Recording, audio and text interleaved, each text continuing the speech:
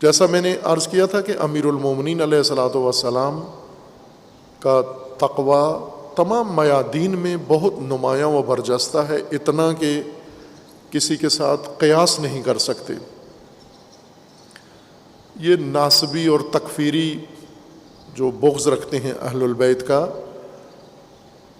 انہوں نے یہ کوشش بنو امیہ کے زمانے سے ابھی تک کی ہے کہ اہل البیت علیہ السلام اور خصوصاً امیر المومنین کا تقدس اور امیر المومنین کا مقام اور اس کی حرمت کو پائمال کریں، حرمت شکنی کریں۔ حرمت شکنی کے کئی طریقے ہیں، ایسے آپ ابھی اپنی سیاست میں اور اپنے ملک میں مذہب میں آپ دیکھ رہے ہیں۔ پاکستان میں حرمت شکنی ایک ہتھیار بن گیا ہے مذہبی اور سیاسی طبقات کے ہاتھ میں۔ مثلاً آپ نے اگر کسی کی حرمت توڑ دی تو سمجھے کہ اس کو جیتے جی مار دیا آپ نے۔ سب سے بڑا ظلم گردن کاٹنا نہیں ہے، سب سے بڑا ظلم یہ ہے کہ اس کی حرمت، احترام اس کا پائمال کر دیں آپ، لوگوں کی نگاہوں میں احترام ختم ہو جائے، لوگ احترام ترک کر دیں اس کا، بے حرمت ہو جائے انسان۔ یہ سب سے بڑا ظلم ہے کسی انسان کے اوپر، اور وہ یہ کرتے تھے امیر المومنین اور اہل البیت علیہ السلام کے متعلق بنو امیہ یہ کام کرتے تھے۔ آج بھی وہ نسل بنو امیہ اور بقایا بنو امیہ جو آج پہلے سے زیادہ ہیں، کثرت میں ہیں اور پاکستان میں سب سے زیادہ ہیں، اہل البیت اور امیر المومنین علیہ الصلاۃ والسلام کے مقام اور احترام کی حرمت شکنی کے طور پر ایک کام یہ کرتے ہیں کہ موازنہ کرتے ہیں، امیر المومنین کا تقابل کرتے ہیں بے حرمت انسانوں کے ساتھ، جن کا کوئی احترام نہیں ہے ان کے ساتھ موازنہ کرتے ہیں۔ اب اسی سے انسان کی حرمت نیچے آ جاتی ہے، جب تقابل کیا جاتا ہے اسی سے حرمت شکنی ہو جاتی ہے۔ اب امیر المومنین علیہ السلام اس کے جواب میں حتیٰ دشمن کی بھی حرمت شکنی نہیں کرتے۔ طرح طرح کے دشمن امیر المومنین کے مقابلے میں آئے، مشرک بھی آیا اور غیر مشرک بھی آیا، لیکن جہاں پر اس کی حرمت شکنی کا سوال تھا وہاں امیر المومنین نے نہیں کیا۔ جنگ جمل میں جو آئے تھے ظاہر ہے وہ امیر المومنین کے دشمن مخالفت میں تھے، اور امیر المومنین کی پوری کوشش تھی کہ انہیں نہ مارا جائے، جنگ ہو ہی نہ، جنگ ٹالنے کی انتہائی کوشش کی۔ آخر کار وہ جنگ ہوئی اور اس میں بہت سارے لوگ مارے گئے، اور جو بچ گئے، جو مر گئے امیر المومنین نے ان پر افسوس کیا کہ یہ کتنے نادانی انہوں نے کی، اور بعضوں کو سمجھایا، انہوں نے جنگ چھوڑ دی، بعضوں نے نہیں سمجھا اور جنگ کی اور مارے گئے۔ اب یہاں پر دیکھیں آپ کہ اصل جنگ کا محور حضرت عائشہ رسول اللہ صلی اللہ علیہ وآلہ وسلم کی زوجہ ہیں، جنہیں وہ لوگ اکسا کے ورغلا کے لے آئے، اور انہی کی وجہ سے وہ لوگ جمع بھی ہوئے، چونکہ ایک بڑا مقام تھا، ام المومنین حرمت رسول اللہ۔ آج بھی آپ رسول اللہ کا کئی جگہوں پر ہے، رسول اللہ کا منہ مبارک، بال، رسول اللہ کی داڑھی کا یا سر کا بال بعض جگہوں پر ہے، تو کتنا احترام کرتے ہیں لوگ، حالانکہ کنفرم بھی نہیں ہے، مسلم بھی نہیں ہے کہ یہ واقعاً رسول اللہ کا ہے یا نہیں ہے، لیکن منسوب ہے۔ کتنا احترام کرتے ہیں لوگ انہیں، اس کے پیٹھ نہیں کرتے، اس کو بغیر وضو کے ہاتھ نہیں لگاتے، اس کو چومتے ہیں، اس کو سر آنکھوں پہ رکھتے ہیں، بال ہے رسول اللہ کا۔ اب آپ ابھی اپنے دیکھ لیں، یہ رسول اللہ کی جو نام پر کوئی چیز بھی بناتے ہیں تو اس کا کتنا احترام کرتے ہیں، اس کی حرمت ہو جاتی ہے، خود کرتے ہیں۔ ایام ربیع الاول میں مختلف چیزیں بناتے ہیں منسوب رسول اللہ سے کر کے، ان کا نہایت احترام کرتے ہیں۔ یا مثلاً آپ یہ شیعہ جو کام کرتے ہیں، ذوالجناح بناتے ہیں پاکستان ہندوستان میں، گھوڑا لے کے اس کو ذوالجناح بناتے ہیں، یعنی امام حسین علیہ السلام کے اس ذوالجناح گھوڑے کی ایک شبیہ بناتے ہیں، اور کتنا پھر احترام میں کتنا آگے چلے جاتے ہیں، گھوڑے کو کیا، ذوالجناح کو شیعہ کیا مقام دیتے ہیں۔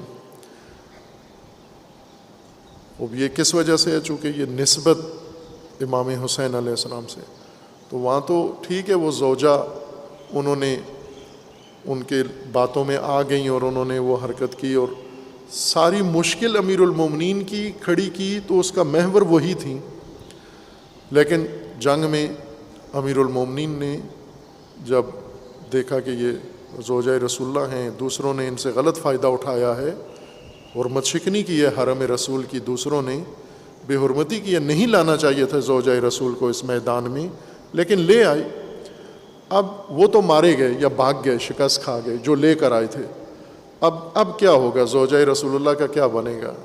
امیر المومنین نے نہایت احترام کے ساتھ محمل بنوایا اور بغیر انہیں کچھ کہے انہیں محفوظ کیا، ایک محافظ دستہ بنایا، ان کے بھائی کو محمد ابن ابی بکر کو رضوان اللہ تعالیٰ علیہ، ان کو ساتھ اس دستے کا سربراہ بنایا کہ ان کو عزت و احترام کے ساتھ جا کر مدینہ میں پہنچا دیں۔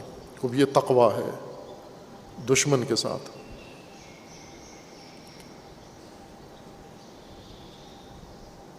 اب امیر المومنین کے لیے تو بہت بڑی مشکل کھڑی کی انہوں نے، لیکن قرآن یہ نہیں کہتا کہ آپ میدان میں ہر چیز آپ کے لیے جائز ہو جاتی ہے۔ یہ تقویٰ ہے، رسول اللہ صلی اللہ علیہ وآلہ وسلم کے حرم کا بھرم رکھنا، حرمت قائم رکھنا، یہ امیر المومنین کا تقویٰ ہے۔ خب جب امیر المومنین جن کے لیے یہ ساری مشکل پیش آئی تھی وہ تقویٰ الہی کو یہاں ملحوظ رکھتے ہیں، تو کیا کسی امیر المومنین کے نام پر کسی پیروکار کو یہ حق ملتا ہے، کسی خطیب کو، کسی عام آدمی کو، کہ وہ وہاں پہنچ جائے جہاں امیر المومنین نے جائز نہیں قرار دیا جانا، حرمت شکنی نہیں کرنی حرم رسول اللہ کی؟ اس تمام ماجرا کے باوجود اس دشمنی میں یہ تعدی تھی، ان کی طرف سے تعدی ہوئی۔ اگر امیر المومنین کی جگہ کوئی بھی ہوتا تو سب کو پائمال کر دیتا، اور ظاہر جو جتنا ذمہ دار ہوتا ہے کسی واقعے کا اس کو اتنا ہی دل ٹھنڈا کرتے ہیں، بڑاس نکالتے ہیں۔ میدان دشمنی میں آپ نے بڑاس نہیں نکالنی، حدود خدا کے اندر رہ کر اپنا دفاع کرنا ہے۔ آپ نے دشمنی بڑاس نکالنے کا نام نہیں ہے۔ اپنے اندر جو کینہ ہے، جو نفرت ہے، وہ نفرت کا موقع مل گیا ہے۔ جس طرح اب یہی لوگ جب کربلا میں آئے، امیر المومنین کے حرم پر حملہ ور ہوئے، تو انہوں نے تمام بڑاس نکالی، کوئی چیز ایسی نہیں تھی جو انجام نہ دی۔ انہوں نے دشمنی کرنی تھی تو دشمنی یہ تھی کہ شہید کر دیا، بس چھوڑ دیا، شہید کر کے عورتوں کو بھی چھوڑ دیں، بچوں کو بھی چھوڑ دیں، لاشوں کو بھی چھوڑ دیں، لیکن ایسا نہیں کیا انہوں نے۔ اب یہ دشمنی میں یہ درندگی کی حد تک چلے گئے آگے، لیکن اہل البیت انہوں نے دشمنی میں تقویٰ کو بنیاد قرار دیا۔ اول دشمنی کہاں کرنی ہے؟ جب دین، مملکت، امت، مقدسات پر تعدی ہو، تجاوز ہو۔ شخصی مفادات کی جنگ ہے اور ذاتی جنگ ہے، خاندانی جنگ ہے، وہاں عفو و درگزر کرنی ہے، وہاں انتقام نہیں لینا، مقابلہ نہیں کرنا۔ مقابلہ بالمثل وہاں نہیں ہے، بلکہ مقابلہ بالمثل وہاں ہے جہاں دشمنی ہے دشمنان خدا کے ساتھ، دشمنی ہے دشمنان دین کے ساتھ، دشمنی ہے دشمنان قرآن کے ساتھ، دشمنی ہے دشمنان مکتب و مقدسات کے خلاف دشمنی ہے۔ وہاں پر بھی آپ نے تقویٰ ملحوظ رکھنا ہے۔ یعنی یوں نہیں ہے کہ دشمن ختم کر دیں، اب ساتھ ہی اپنے آپ کو بھی ختم کر دیں۔ دشمن ختم کرنے کے بعد پتہ چلے کہ دشمن کی تو جان لے لی آپ نے، اپنی انسانیت ختم کر دی آپ نے۔ امیر المومنین نے یہ تقویٰ اعلیٰ درجے پر محفوظ رکھا، اور امام حسین علیہ السلام نے ان لوگوں کو یہی کہا تھا کہ اگر دشمن ہی ہو تم ہمارے تو ٹھیک ہے دشمنی کرو، لیکن دنیا میں آزاد مردوں کی طرح دشمنی کرو، جس طرح آزاد مرد دشمنی کرتے ہیں۔ یعنی کوئی اقدار ویلیوز ہوتی ہیں جن کا انسان خیال رکھتا ہے۔ ابھی اس وقت پاکستان میں جاری جو فتنہ، سیاسی فتنہ ہے، اس فتنے کے اندر یہی کام ہو رہا ہے، حرمت شکنی۔ جو چیز بھی حرمت رکھتی ہے اس کی حرمت کو پائمال کرنا، اور لشکر ہے ساتھ ایک جو حرمت شکن لشکر ہے، جو کچھ بھی پائمال کر سکتا ہے، مقدسات پائمال کرتا ہے، حرمات کو پائمال کرتا ہے، ہر چیز پر پائمال کر رہا ہے۔ بھائی کہ اقتدار کی خواہش میں یہ فتنہ شروع ہوا ہے، یہ کوئی انتقامی کارروائی نہیں کہ کسی نے تعدی کی اور تجاوز کیا حق پر۔ اقتدار تھا، ہیلے بہانے سے، مکر و مکاری سے ایک طبقے نے لیا، مکر و مکاری سے دوسروں نے ان سے چھین لیا۔